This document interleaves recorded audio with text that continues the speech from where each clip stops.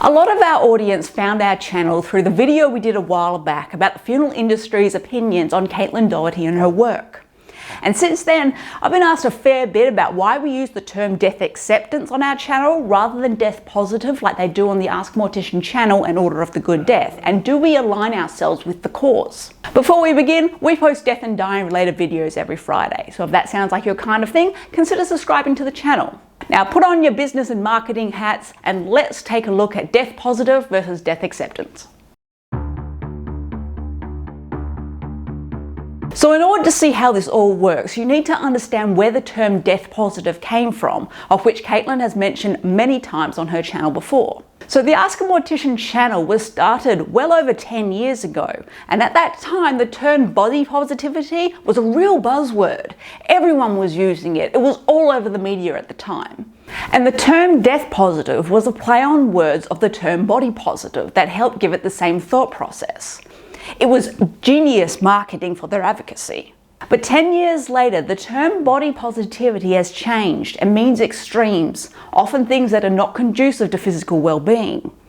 And the term is not used as a massive buzzword that you hear everywhere as it was 10 years ago. So when you say death positive, now your mind doesn't automatically see the play on words as it did back then. And because there is no context, the term death positive sounds different. It can sound questionable, like you're advocating for death, and people's minds who have never heard the term before automatically start assuming that you're advocating for suicide.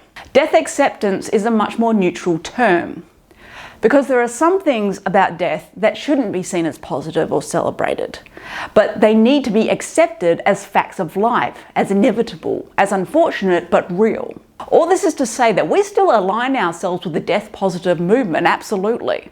And it's not like they can change the term or their association with it now. Doing so would piss off a lot of their followers and make them question the movement's aims. So as a business, as a movement, as a cause, it is not possible to change the key words that they have used for over 10 years now.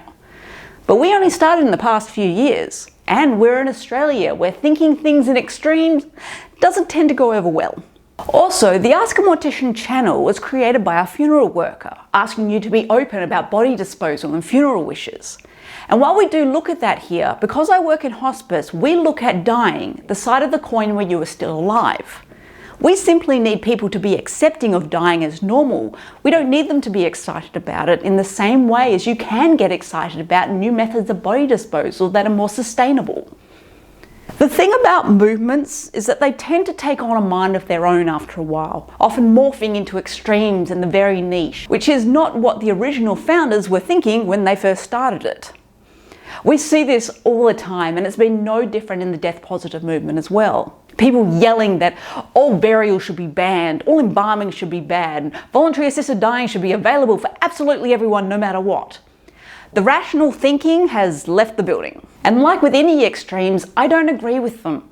I don't believe anyone should be agreeing with them, and I refuse to pander to them. They gave the movement a bad name, which is another reason we chose to use the term death acceptance on this channel and in our business.